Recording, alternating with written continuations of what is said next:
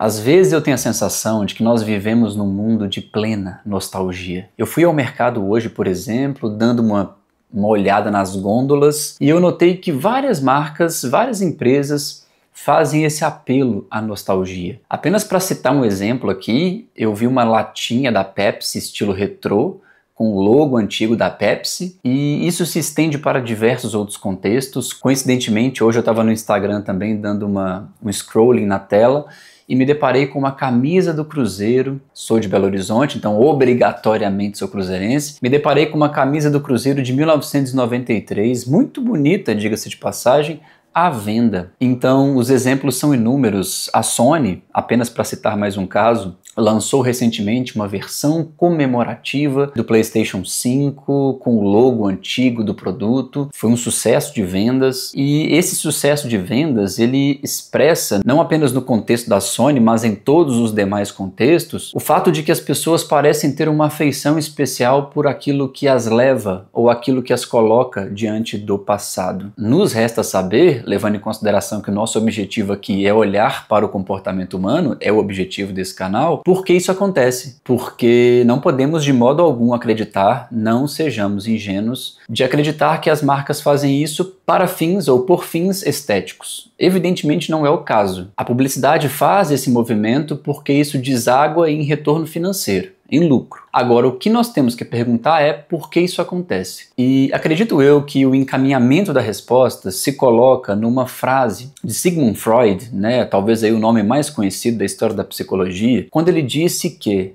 algum dia, ao olhar em retrospecto, os dias de luta lhe parecerão os mais belos. Ou seja, mesmo quando nós olhamos para um passado duro, difícil, tempestuoso, ainda assim esses dias nos parecem mais bonitos. E é algo que nos ocorre e podemos constatar isso a partir de nossa própria experiência. Nós ficamos emocionados, ficamos tocados quando nos recordamos, por exemplo, daquela tarde que passávamos na casa da avó, tomando um café, ou nesse mesmo lugar ali brincando com os amigos, ou eventualmente na casa de campo da família. Então essas memórias que nos levam para esse passado, ou para períodos demarcatórios de nossas vidas, a formatura, o primeiro beijo, essas coisas nos comovem. E é muito interessante porque de fato, e aqui eu começo a trazer o porquê disso acontecer, nós sabemos, por exemplo, a partir de alguns estudos, que as pessoas tendem a se tornar ainda mais nostálgicas quando elas estão sofrendo ou carecendo de sentido em suas vidas. Quando elas não conseguem encontrar sentido e significado em suas vidas, elas se orientam, elas voltam o olhar para o passado. E aí, esse é o ponto. Claro que as marcas, elas sabem desta afeição natural que nós humanos temos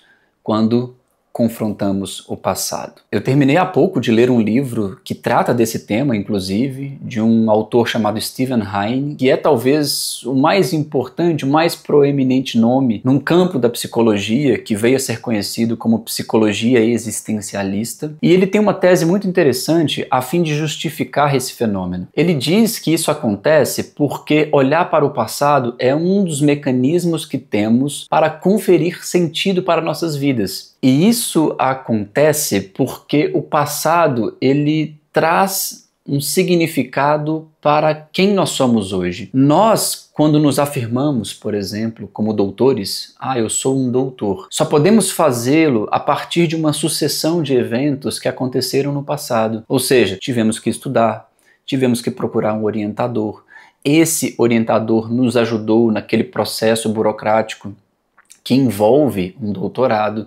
Então nós defendemos a tese diante de uma banca, e então obtivemos um certificado. Ou seja, esses eventos no passado, esses períodos demarcatórios, eles expressam quem nós somos atualmente. Por isso que, e aí volto àquilo que mencionei aqui anteriormente, as pessoas tornam-se ainda mais voltadas ao passado, tornam-se ainda mais nostálgicas, quando estão carecendo de significado. Parece ser este um mecanismo protetivo para que o indivíduo lide com a falta de sentido e de significado em sua vida imediata. Como eu mencionei a psicologia existencialista, nós podemos nos voltar para os principais filósofos existencialistas, pelo menos os mais recentes. Tomemos aqui apenas a título de exemplo Albert Camus, que falava do absurdo, né? A vida é absurda, a vida não tem sentido. O ser humano é, portanto, repetidamente convocado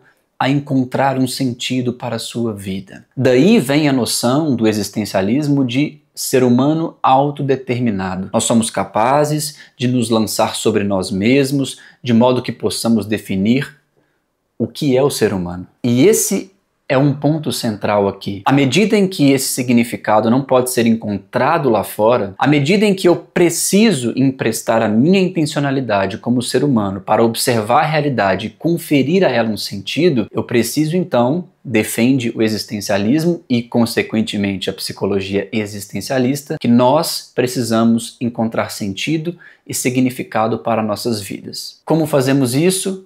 Também por via do passado. Nós olhamos para o passado para encontrar sentido e significado para a nossa vida imediata. E isso nos permite entender por que as marcas apelam tanto ao passado. Seja no contexto do futebol, eu ali fiquei comovido diante de uma camisa do Cruzeiro, fiquei com vontade de comprar a camisa porque ela me remete exatamente a uma camisa que eu tinha quando eu era bebê. Eu tenho essa fotografia. Aquilo me comoveu num certo sentido. Quando nós olhamos para uma tipografia, para um produto que nos leva a esse universo retrô, isso parece nos transferir para um mundo que nos preenche de significado. Então é muito importante que deixemos de lado essa compreensão ingênua de que as marcas fazem isso, porque isso é bonito. E claro que isso também se expressa numa série de condutas que assumimos todos os dias. Há bem pouco tempo eu estava aqui no YouTube dando uma olhada nos vídeos e percebi uma coisa muito interessante, né? O Brasil teve um filósofo, e aí para alguns é filósofo, para outros é conspiracionista, entendam como quiser. Eu prefiro aqui trazer um olhar antropológico, né? Os antropólogos defendem que a autoafirmação não se julga, né? Se o sujeito se definir como filósofo, tá tudo certo. Que é o Olavo de Carvalho. E uma coisa muito interessante, não no Olavo propriamente, mas nos seus discípulos, é essa menção ao passado.